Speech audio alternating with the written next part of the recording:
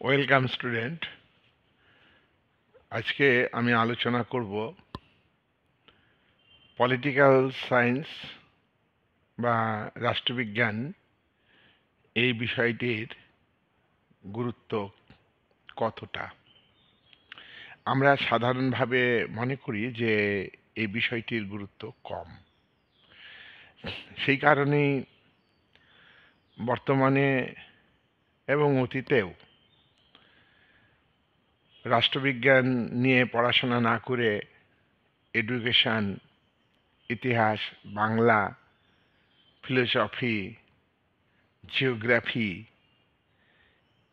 সংস্কৃত এই সব সাবজেক্টগুলো নিয়ে আমরা পড়াশোনা করি এবং রাষ্ট্রবিজ্ঞান আমরা নিতে চাই না। এবং যারা রাষ্ট্রবিজ্ঞান তোমরা নিয়েছো, পড়ছো, তারাও কিন্তু রাষ্ট্রবিজ্ঞানকে ততটা গুরুত্ব দাও না।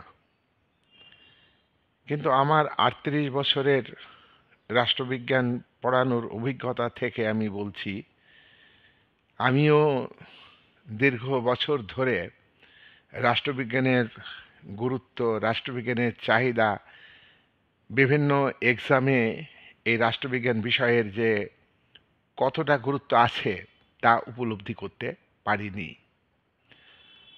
স্টেট এবং সেন্ট্রাল যে কোনো সার্ভিসের ক্ষেত্রে রাষ্ট্রবিজ্ঞানের উপর প্রশ্ন আসে। মিলিটারি সার্ভিসের ক্ষেত্রে, সেন্ট্রাল ফোর্সের অন্যান্য ক্ষেত্রে বিএসএফ থেকে শুরু করে স্টেট পুলিশ, বিভিন্ন প্রশাসনিক পদের যে পরীক্ষাগুলি আছে, WBCS ওয়েস্ট বেঙ্গলের যে পরীক্ষা, এইসব পরীক্ষাতে কিন্তু সবথেকে বেশি রাষ্ট্রবিজ্ঞানের প্রশ্ন থাকে। আমি একথা বলছি না যে ইতিহাসের গুরুত্ব নেই। আমিও ইতিহাসের ভিডিও বানাই, তোমরা জানো। ইতিহাসেরও কিন্তু অনেক প্রশ্ন থাকে, ইকোনমিক্সও থাকে, কিন্তু ভূগোল, বাংলা, দর্শন, এডুকেশন, সংস্কৃত এইগুলোর সাবজেক্ট ছোট নয়, কোনো সাবজেক্টই ছোট নয়। সব সাবজেক্টেরই গুরুত্ব আছে এবং জানার দরকার আমাদের। কিন্তু আমাদের রুজি রোজগারের প্রশ্নটা কিন্তু সব আগে।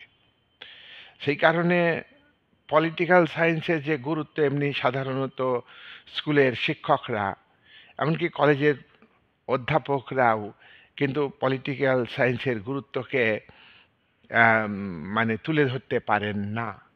আমিও পারি না। সেই কারণে রাষ্ট্রবিজ্ঞান না নিয়ে অন্য সাবজেক্ট, বা রাষ্ট্রবিজ্ঞান নিয়েছে রেজিস্ট্রেশনের আগে ঠিক রাষ্ট্রবিজ্ঞান বাদ দিয়ে অন্য সাবজেক্ট নিচ্ছে। তোমরা বলো, ইকোনমিক্স সাবজেক্ট কি খারাপ সাবজেক্ট? মানে এত গুরুত্বপূর্ণ, সব থেকে রাষ্ট্রবিজ্ঞানের থেকেও গুরুত্বপূর্ণ ইকোনমিক্স সাবজেক্ট। কিন্তু আজকে গ্রাম বাংলার স্কুলগুলো থেকে, কলেজগুলি থেকে ইকোনমিক্স উঠে গিয়েছে। পলিটিক্যাল সায়েন্সও প্রায় উঠে যাওয়ার মধ্যে।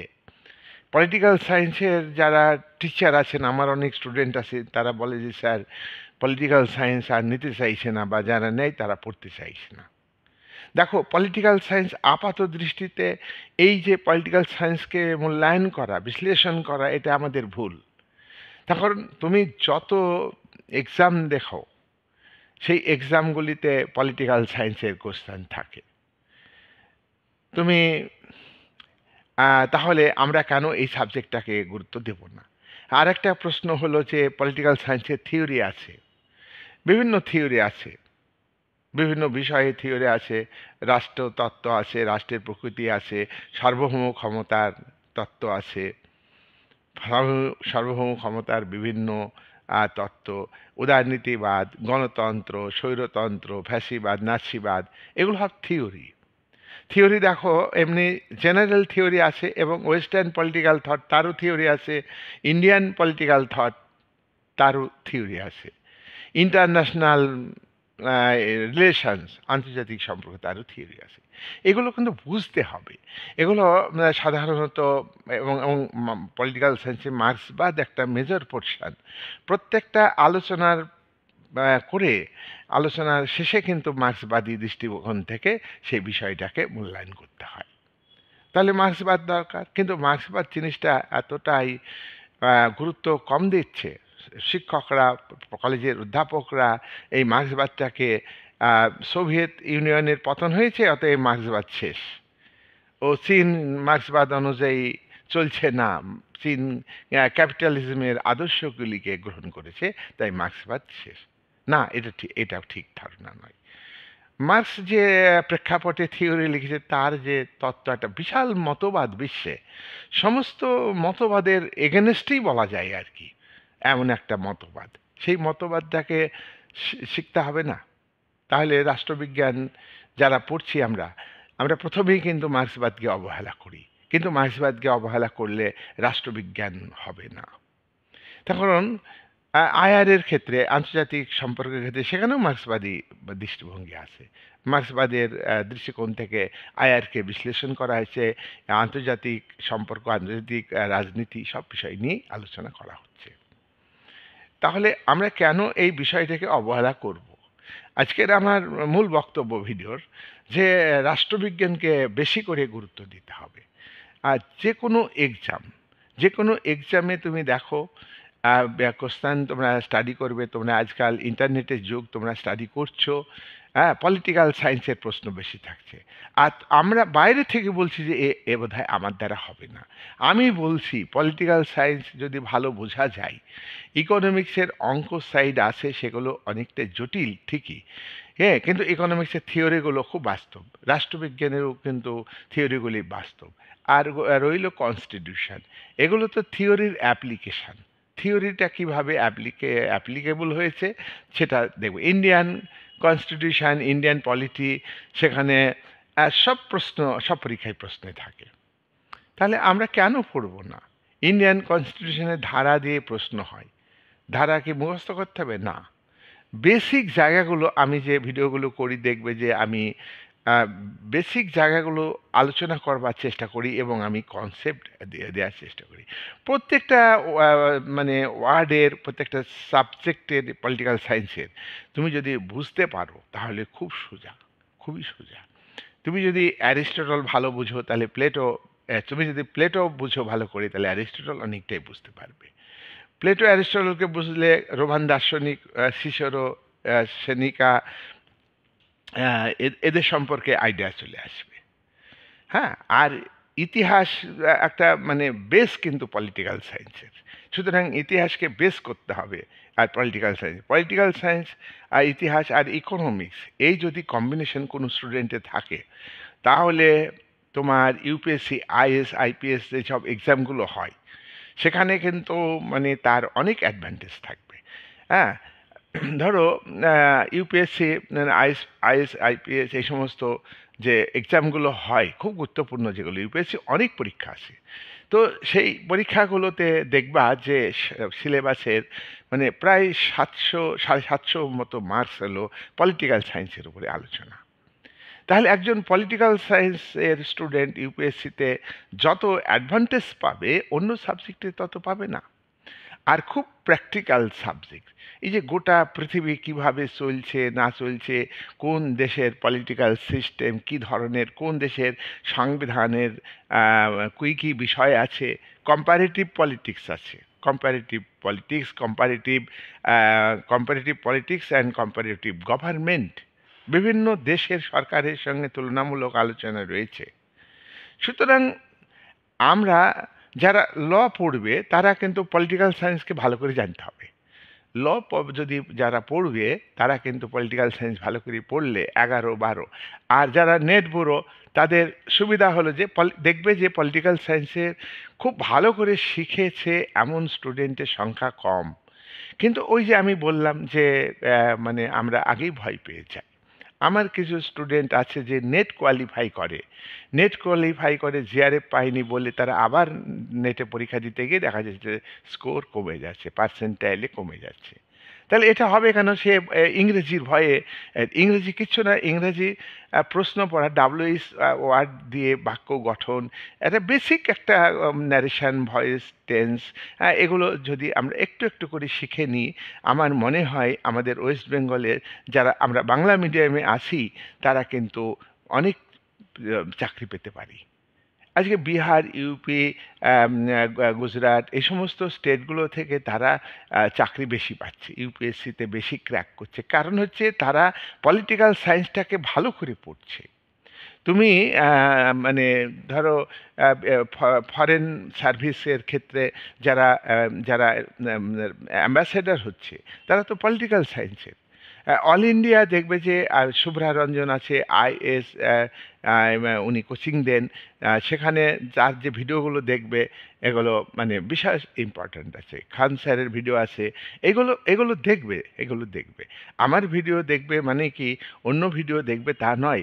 আমার ভিডিও আমি ছোট করে ভিডিও করছি, তোমাদের মানে অতটা ধৈর্য আমি দেখতে পাচ্ছি না, যে সময় দিয়ে যদি তোমরা কমেন্ট করো তাহলে আমি আরও বিস্তারিত আলোচনা করব। যেমন দ্বন্দ্বমূলক বস্তুবাদে কমেন্ট করেছিলে, দ্বন্দ্বমূলক বস্তুবাদে আমার 10 মিনিটের ভিডিও, সেখানে প্রায় 85 ঘন্টা মতো তোমরা দেখেছো। তা সেখানে আমি আরও টাইম বাড়ানোর জন্য আমি ওখানে আরও 4টি ভিডিও বানিয়েছি, 4-5টা বানিয়েছি। সারপ্লাস ভ্যালুর উপরেও একাধিক ভিডিও বানাচ্ছি। হ্যাঁ, তোমাদের বিএ মেজরে সেকেন্ড সেমিস্টারে পলিটিক্যাল সায়েন্স আছে, আমি আরও ভিডিও আমি বানাবো। আমার একটা কথা হলো যে আমি এই সাবজেক্ট পড়াশোনা করেছি, তোমরা পড়াশোনা করছো, এই সাবজেক্টকে বাঁচানোর দায়িত্ব আমাদের। আর এই সাবজেক্ট পড়লে দেশ কিভাবে চলছে, দেশের রাজনীতিবিদরা করাপ্টেড কিভাবে হচ্ছে, করাপশনের সঙ্গে যুক্ত হচ্ছে, কি করা উচিত, পাবলিক ওপিনিয়নকে কিভাবে গড়তে হবে, সুশাসন কিভাবে এখানে, পলিটিক্যাল সায়েন্সের মধ্যে পাবলিক অ্যাডমিনিস্ট্রেশন আছে। পাবলিক অ্যাডমিনিস্ট্রেশন কাকে বলে, পাবলিক অ্যাডমিনিস্ট্রেশন কীরকম হওয়া উচিত, রাষ্ট্রের সার্বভৌম ক্ষমতা কতটা মর্যাদা পাওয়া উচিত, ইউনোর ক্ষমতা কতটা আছে, সব কিন্তু আমরা ভালো করে বুঝতে পারবো। এই যে সন্ত্রাসবাদ সৃষ্টি হচ্ছে, সন্ত্রাসবাদ দমনের নামে কোন রাষ্ট্র তার আধিপত্য বিস্তার করছে দুর্বল রাষ্ট্রের উপরে, এই যে চীন যে অ্যাগ্রেসিভ পলিসি নিচ্ছে, আমরা কিন্তু যথাযথভাবে মূল্যায়ন করতে পারবো। আমরা একাডেমিক ওয়েতে আমরা অন্ধভাবে সাপোর্ট করব না। নিজের দেশের যেটা মানে খারাপ বিষয়, পলিটিক্সে যে সব খারাপ জিনিস, করাপশান ঢুকছে, সেটা যেমন আমরা আলোচনা করব, তেমনি বিভিন্ন দেশের যে ফরেন পলিসির তার যে অ্যাগ্রেসিভ নীতি থাকবে, অন্যায়মূলক আচরণ তার থাকবে, সেগুলোও কিন্তু আমরা তুলে ধরতে পারবো। সুতরাং পলিটিক্যাল সায়েন্সকে আমরা কোনো মতেই ছোট করে দেখব না। পলিটিক্যাল থটগুলো যদি আমরা বুঝতে পারি, বিভিন্ন বিষয়ে স্টেট সম্পর্কে পলিটিক্যাল থট আছে, গভর্নমেন্ট সম্পর্কে কম্পারেটিভ পলিটিক্স, কম্পারেটিভ গভর্নমেন্ট আছে। হ্যাঁ, এগুলো আমাদের মানে বিশালভাবে তুলে ধরতে হবে। আমার মনে হয় যে অন্য সাবজেক্ট আমি ছোট করছি না, অন্য সাবজেক্টের গুরুত্ব আছে, পলিটিক্যাল সায়েন্সকে সবথেকে বেশি গুরুত্ব দেবে।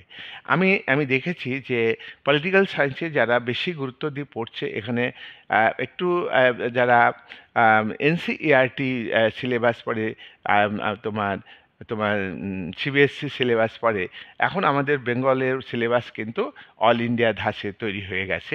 হ্যাঁ, নতুন যে সিলেবাস এমসিকিউ ধাঁচে, এই যে তোমরা এমসিকিউ কী করে পারবে, এর বই, টেক্সট বই পড়ে একটা কনসেপ্ট নিতে হবে, ধারণা নিতে হবে। একটা জিনিস তুমি যদি বুঝতে পারো, তাহলে তোমরা যদি বলো যে আমি একটা ভিডিও করে সেখানে কী কী প্রশ্ন হতে পারে, তোমরা কমেন্ট করবে, আমি তার উত্তর দেব। এইভাবে আমরা পলিটিক্যাল সায়েন্সকে কিন্তু গুরুত্ব দেব। আমাদের অনেক দেরি হয়ে গেছে, আমরা আর দেরি করব না। যে কোনো আমাদের একটাই কি, যে ইউপিএসসি এক্সাম প্রতি বছর হয়, আমাদেরকে একটু ধারণা পাল্টাতে হবে। ডাব্লিউবিসিএস প্রতি বছর হচ্ছে না। তারপরে স্টেটের পরীক্ষাগুলো কিভাবে করাপশন হচ্ছে, তোমরা তো এসএসসি দিচ্ছ, সেগুলো আমি যারা বলবো, যারা এসএসসি দিচ্ছ, চাকরিতে সিলেক্টেড হতো, যারা বাদ যাচ্ছ, বিভিন্ন রকমের প্রবলেম আছে কিন্তু আমাদের এই সমস্ত পরীক্ষাগুলিতে।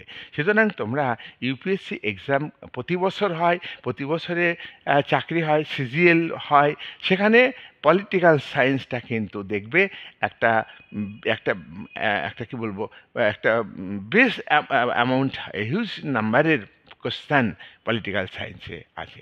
আমার অনেক স্টুডেন্ট আছে যারা ওয়েস্ট বেঙ্গল পুলিশে ঢুকেছে, তাদের আমি জিজ্ঞাসা করেছি, বলেছে যে স্যার 50টা কোশ্চেনের মধ্যে 12-13টা পলিটিক্যাল সায়েন্সে কোশ্চেন ছিল।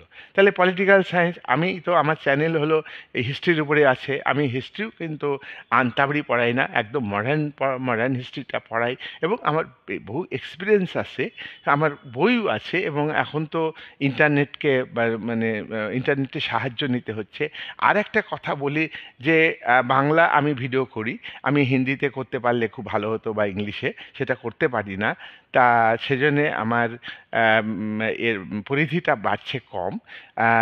তবে যারা বাংলা মিডিয়ামে তোমরা আছো, আমি এই যে আমার একটা কথা কি, যে আমি যখন আলোচনা করি একাডেমিক, তখন দেখবে যে কোনো দেশের দিকে ঝুল টেনে আয়ার যখন আলোচনা করি, একদম থিওরি মাফিক কীরকম হওয়া উচিত, কি সেই রকমভাবে করি, কই আচরণ খারাপ করছে, হ্যাঁ, প্রতিবেশী দেশের সঙ্গে আমাদের যে বাংলাদেশের রিলেশান, সেখানে বাংলাদেশে আমার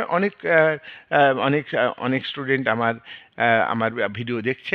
সুতরাং তারা যদি মনে করে যে আমি ইন্ডিয়ান, অতএব আমি ইন্ডিয়ার টানে কথা বলি, একাডেমিক যেটা আমি সেটাই আমি তুলে ধরবার চেষ্টা করি। ফরেন পলিসিতে কী কী থাকা দরকার সেগুলো আমার থিওরি আছে জ্ঞান, এবং অ্যাপ্লিকেশন কিভাবে হচ্ছে সেই থিওরিগুলো, সেই আয়ারের কথা হচ্ছে। সেখানে মার্ক্সবাদী দৃষ্টিকোণ আছে। দেখো, মার্ক্সবাদী দৃষ্টিকোণ কোন জায়গায় নাই? প্রত্যেকটা থিওরির মানে থিওরিকে মার্ক্সবাদী দৃষ্টিকোণ থেকে আলোচনা হচ্ছে। এই যে রাইটস সম্পর্কে আলোচনা, ফ্রিডম সম্পর্কে আলোচনা, জাস্টিস সম্পর্কে আলোচনা, ইকুয়ালিটি সম্পর্কে আলোচনা, এই হিউম্যানিজম সম্পর্কে আলোচনা, হিউম্যান রাইটস সম্পর্কে আলোচনা। সুতরাং এই সমস্ত আলোচনাতে দেখবে সব ক্ষেত্রে পলিটিক্যাল সায়েন্স। আর আমি এটা বলবো যে পলিটিক্যাল সায়েন্সের স্টুডেন্ট যারা আছো, তারা কিন্তু এক জায়গায় অনেক মানুষ থাকলে তর্ক বিতর্কের ক্ষেত্রে পলিটিক্যাল সায়েন্সে তারা কিন্তু লিডিং পার্টি থাকবে। পলিটিক্যাল সায়েন্স তারা কিন্তু বেশি উত্তর দিতে পারবে, এবং শেষ কথাটা পলিটিক্যাল সায়েন্সের যারা পড়াশোনা করবে দেখবে তারা শেষ কথাটা বলতে পারবে। তাই আমি আর ভিডিও বড় করছি না, এই ভিডিওটা ভালো করে দেখবে। আমি আরও মাঝে মাঝে ভিডিও করব। আর যেটা হলো যে আজকে যে 4 ইয়ার্স ডিগ্রি কোর্স চালু হয়েছে, মেজর কোর্স, এটাকে অনার্স ছিল যেটা মেজর কোর্স, সেই সিলেবাস খুব ভালো সিলেবাস। হ্যাঁ, এত সুন্দর সিলেবাস।